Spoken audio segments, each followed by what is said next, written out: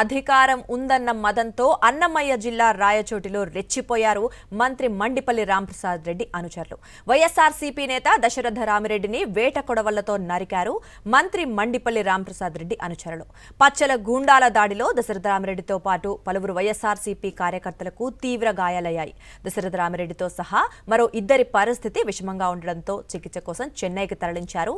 దశరథ రామిరెడ్డికి చెందిన కళ్యాణ మండపం ధ్వంసం చేశారు. స్టే ఉన్న స్థలం విషయంలో మంత్రి రాంప్రసాద్ రెడ్డి గూండాలు బీభత్సం సృష్టించారు. సెటిల్మెంట్ చేస్తామంటూ వేట కొడవలతో దాడి చేశారు. రాత్రి నుంచి దశరథ రామిరెడ్డికి చెందిన స్థలంలో తిష్ట వేశారు మంత్రి అనుచరులు.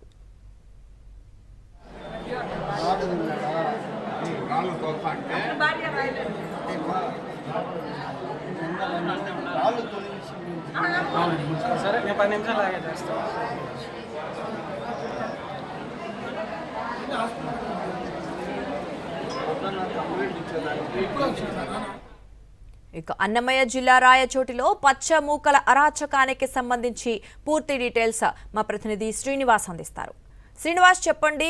చూస్తున్నాం అంటే అధికారం ఉందన్న ఒకే ఒక్క కారణం అవ్వచ్చు, లేకపోతే మమ్మల్ని ఎవరు ఏం చేయలేరన్న ఆలోచనతోనే వాళ్ళు ఈ అరాచకానికి పాల్పడేట్టుగా తెలుస్తోంది. మరి పరిస్థితి ఎలా ఉంది ప్రస్తుతం? దశరథ రామిరెడ్డిది అవ్వచ్చు, మిగతా వైఎస్ఆర్సీపీ నేతలది.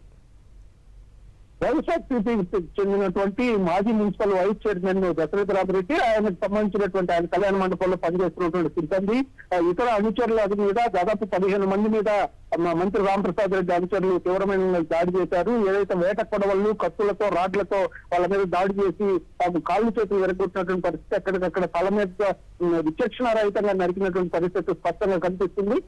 ఒక స్థల వివాదం, ఈ స్థల వివాదంలో హైకోర్టులో స్టే ఉంది. స్టే ఉన్నటువంటి స్థల వివాదంలోకి ఎవరైతే రాంప్రసాద్ రెడ్డి అనుచరులు రంగంలోకి దిగి ఏదైతే ఎక్స్పర్ట్గా ఉన్నటువంటి వ్యక్తికి అనుకూలంగా అక్కడ కట్టడాలు నిర్మాణం చేపట్టేది. ఈ రోజు ఇదైతే స్టే ఉన్న ప్రాంతాల్లో మీరు ఏ విధంగా ఈ నిర్మాణాలు చేపడతారని చెప్పేసి ప్రశ్నించడానికి వెళ్ళినట్టు దశరథ రామిరెడ్డి ఆయన అనుచరులు అక్కడ ఏదైతే కళ్యాణ మండపంలో పనిచేస్తున్న సిబ్బంది వీళ్ళందరి మీద కూడా పూర్తి స్థాయిలో దాడి చేసేటువంటి పరిస్థితి ఉంది. తన కళ్యాణ మండపంలోనే ధ్వంసం చేసి కళ్యాణ మండపాన్ని అక్కడే ఆయన మీద వేట కొడవలతో దాడి చేసిన పరిస్థితి. దశరథ రామిరెడ్డి పరిస్థితి చాలా సీరియస్ గా ఉంది. అంతేకాకుండా అక్కడ ఉన్నటువంటి ఆయన సిబ్బంది దాదాపు 4గురికి సీరియస్ గా ఉందని ఇప్పుడు ప్రాథమికంగా మనకు సమాచారం అందుతుంది. వీళ్ళందరినీ కూడా ప్రాథమిక చికిత్స అనంతరము చెన్నై ఆసుపత్రికి తరలిస్తున్నటువంటి నేపథ్యం అయితే ఉంది. వైద్యుల సూచన మేరకు మెరుగైన చికిత్స కోసం చెన్నై తరలిస్తున్నారు. తీవ్రమైనటువంటి గాయాలు అందరికీ కూడా ఏర్పడినటువంటి పరిస్థితి. దాదాపుగా నిన్న రాత్రి నుంచి కూడా 100 మంది ఏదైతే టీడీపీకి సంబంధించినటువంటి మూకల స్థలం దగ్గర పాగా వేయడంతో పాటు జేసీబీలు, ఇతర యంత్రాలన్నీ తీసుకొచ్చి అక్కడ వర్క్ చేస్తున్న పరిస్థితి అయితే ఉంది.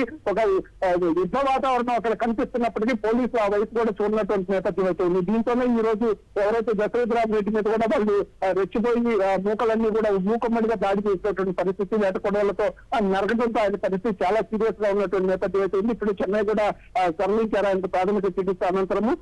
అతనితో పాటు చాలా 4గురికి తీవ్రమైన గాయాలు అయ్యాయని చెప్తున్నారు. వాళ్ళని కూడా చెన్నై తరలించారు. మరికొంతమంది మొత్తం 15 మందికి గాయాలు అనేది మనకు స్పష్టంగా సమాచారం అందుతుంది. మొత్తం మీద ఏదైతే ఒక హైకోర్టులో స్టే ఉన్నటువంటి స్థలము, ఈ స్థలంలోకి ఎవరు వెళ్ళకూడదు అనేది కూడా ఆదేశాలు ఉన్నప్పటికీ కూడా ఈ టీడీపీ గూండాలు దాన్ని లెక్క చేయకుండా నిన్న రాత్రి నుంచి కూడా అక్కడే పాగా వేసి ఒక యుద్ధ వాతావరణాన్ని సృష్టించారు. అదేమని ప్రశ్నించినటువంటి ఎవరైతే దశరథ రామిరెడ్డి ఉన్నారో ఈయన మీద, ఆయన అనుచరుల మీద తీవ్రంగా వేట కొడవలతో దాడి చేసేటువంటి పరిస్థితి స్పష్టంగా కనిపిస్తుంది. ఒక ఏదైతే అధికార బలాన్ని అడ్డంగా పెట్టుకొని పోలీసులు రాకుండా అటువైపు రానియకుండా చేసి వీళ్ళు ఈ దాడులకి తగబడినటువంటి పరిస్థితి ఉంది. రాయచోట్లో ఉన్నటువంటి చాలా స్థలాల విషయంలో కూడా ఈ విధంగానే ఆక్రమణలు చేస్తూ సెటిల్మెంట్ పేరుతో ఈ విధంగా దాడులు చేస్తూ స్థలాలను కబ్జా చేస్తున్నారనేటువంటి ప్రచారం అయితే తీవ్రంగా సాగుతుంది. ఇప్పుడు జరిగినటువంటిది దానికి తార్కాణంగా స్పష్టంగా కనిపిస్తుంది. వైఎస్ఆర్సీపీ మున్సిపల్ వైస్ చైర్మన్ గా ఇటీవలనే ఆయన పదవి విరమణ చేసినటువంటి పరిస్థితి. సో ఈ వైస్ చైర్మన్ వైఎస్ఆర్సీపీకి సంబంధించినటువంటి వాళ్ళని టార్గెట్ చేసుకుని ఈ విధంగా దాడులు చేయాలని చెప్పేసి రెండో వైపు, మరోవైపు ఆ స్థలాలను కబ్జా చేయాలనేటువంటిది ఇవన్నీ కూడా దృష్టిలో పెట్టుకుని వీళ్ళు టీడీపీ మూకలు ఒక గ్యాంగ్ గా తయారయ్యి మంత్రి ఏదైతే రాంప్రసాద్ రెడ్డి యొక్క పూలదండలతోనే ఈ విధంగా చెలరేగిపోతున్నటువంటి పరిస్థితి స్పష్టంగా కనిపిస్తుంది. చాలా ఏదైతే ఉద్రిక్త వాతావరణం అయితే రాయచోట్లో నెలకొన్నటువంటి పరిస్థితి స్పష్టంగా కనిపిస్తుంది. దుర్గా అయితే శ్రీనివాస్ అన్నట్లు ఇప్పుడు రాత్రి నుంచి చాలా మంది కాపలా కాసారు అంటున్నారు. ఇంకో విషయం ఏంటి అంటే మనం సెటిల్మెంట్ చేసుకుందాం అంటూ మాట్లాడడానికి నమ్మించారంటున్నారు. అంటే పక్కా ప్లాన్ ప్రకారమే దశరథ రామిరెడ్డిని అవ్వచ్చు, మిగతా ఎవరైతే కార్యకర్తలు ఉన్నారో వాళ్ళందరినీ కావాలని రప్పించి ప్లాన్ ప్రకారమే హత్యాయత్నం చేసినట్లు అనుకోవచ్చా?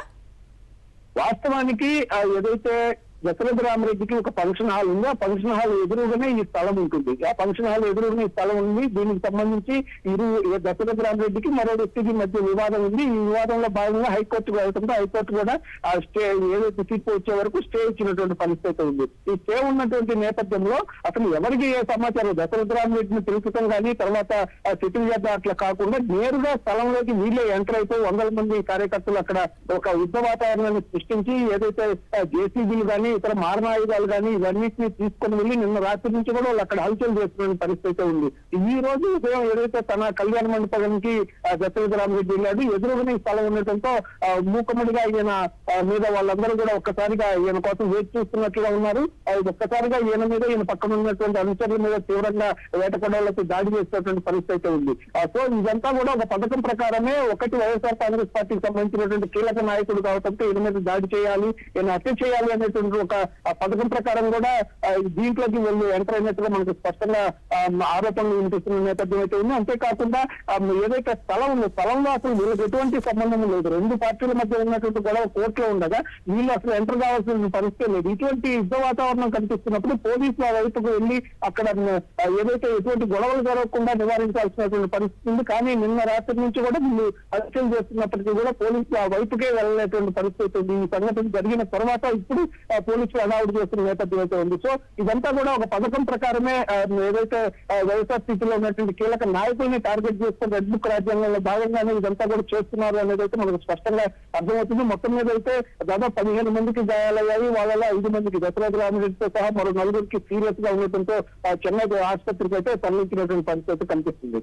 రైట్, మనం విజువల్స్ చూస్తున్నాం. దశరథ రామిరెడ్డి ఆయన చుట్టూ మొత్తం రక్తస్రావం తీవ్రంగా అయింది అండ్ చుట్టూ బాడీ చుట్టూ కూడా అంటే బ్యాండేజీలతో కాళ్ళు చేతులు కట్టేసి కంప్లీట్ గా స్పృహ లేని స్థితిలో ఉన్నారు. మరి కుటుంబ సభ్యులు ఏమంటున్నారు, మరి దాడి గురించి వాళ్ళు ఏమంటున్నారు?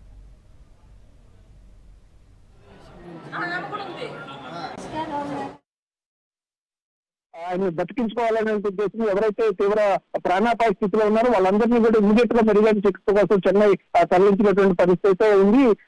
ఆయనకి మెరుగైన చికిత్స అందించాలనే ఉద్దేశంతో వైద్యులు కూడా సూచించుకుంటే ఇమీడియట్ గా వాళ్ళు ఇప్పుడే ఆయన తరలించిన పరిస్థితి. మిగతా వాళ్ళైతే అక్కడే చికిత్స పొందుతున్న పరిస్థితి. దాదాపు 15 మందికి అయితే తీవ్రమైనటువంటి గాయాలు అయినటువంటి నేపథ్యం అయితే ఉంది. అంటే విచక్షణ రహితంగా ఎక్కడ ఇది వేట కొడవలు కత్తులు అదేవిధంగా రాడ్లతో వాళ్ళ మీద దాడి చేసినటువంటి పరిస్థితి స్పష్టంగా కనిపిస్తుంది. అంతేకాకుండా ఆయన కళ్యాణ మండపాన్ని కూడా తీవ్రంగా ధ్వంసం చేసినటువంటి పరిస్థితి కనిపిస్తుంది.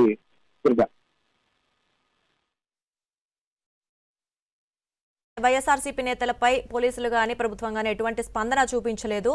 అంటే ఇప్పుడు ఏమైనా మాట్లాడారా పోలీసులు గానీ లేకపోతే ప్రభుత్వం నుంచి గానీ?